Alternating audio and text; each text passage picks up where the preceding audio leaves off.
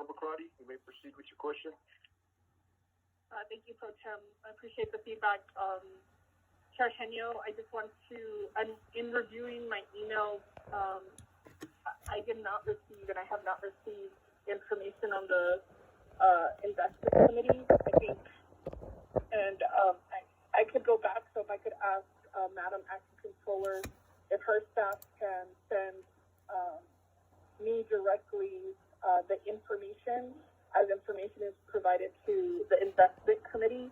I think I received an update, then the meeting was canceled, and so I would like to see that information. What's helpful is to know then what's on the agenda, review the proper documentation, understanding.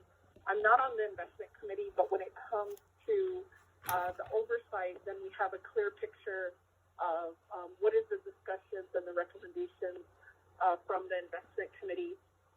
So my concern is the investment committee is developed to maximize Navajo Nation funding and reserve. What I think in terms of this conversation and of our staff and folks on the line saying Navajo Nation is losing money instead of investing into a money market, the political reality and the community reality is Navajo Nation government needs to invest in ourselves. We need to push out this money. It's been months, days since Navajo Nation received this money. It's incumbent on all of us on the call to meet the needs of our people. I think I'm concerned now if conversations were happening in July with the investment committee on a money manager and understanding the process, is if this in fact has delayed pushing out those dollars to our people who need services. We received this money back in May.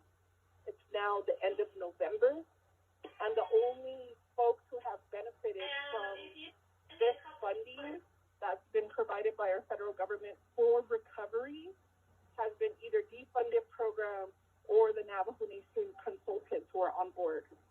And so I'm going to dig into that to the next report. But I think it's important too as a committee, as the way I'm seeing it, as okay, so Navajo Nation may be only making $1,500 whatnot or $15,000. Guess what? Grandma's still over there waiting for her water. So in terms of this conversation, I'm concerned that our government and our response is looking how we can turn over these dollars and making more money instead of saying, how are we going to invest into our people who are our greatest resource? How many people have left the nation because their jobs, whatever they were able to make income on before, has gone away, whether it's tourism, the flea market, the artisans, that kind of direct relief. How many of our people have succumbed to this disease who have taken their own lives because they're at the brink of exhaustion to begin with, and when they got COVID, they just couldn't handle it anymore. And so as we're having this conversation, and I'm getting upset because our hospitals, and if anybody on this call gets an update from the hospitals, our hospitals code red. And we're sitting on $2 billion.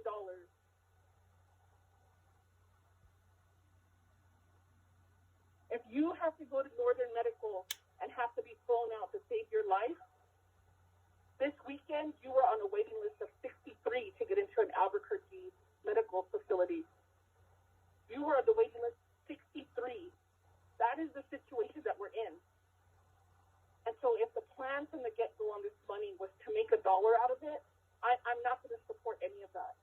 I'm going to support the direct investment into the people right now. Your days are numbered. I don't want any money going into a money market. It makes financial sense only when the people are not suffering, only when we're not in an emergency situation. We need to put fire under our feet, get this money out, deploy the money, help our people, and do what we all in our oath that takes away, and I'm talking to committee members and to delegates on the line. You know what you have heard from your community. You know what you have seen. And what I would say at this point, of where I'm going to stand on this legislation, and I understand why we're at this point, but I'm going to stand firm and say I'm only going to support stuff to push out this money to directly relieve the people. The people deserve that. I'm not going to pay another money manager. I'm not going to direct that money to do that. I'm going to push out this money with every political power that I have. We have legislation that hasn't even been dropped to help our people. We've only heard about it. Leadership meetings, coming together while our people are suffering. Numbers are going up. We're going to hit winter, and we're still here talking about it. If we collected the grandmas in our communities and had them make decisions, they would all push us in the direction to help their people. Help your people. Help your families. So I read over the contract. It makes sense only if this money wasn't, the origins of this money is to provide relief. It's to provide direct relief. And that's what we need to do as a council, in my opinion. And what I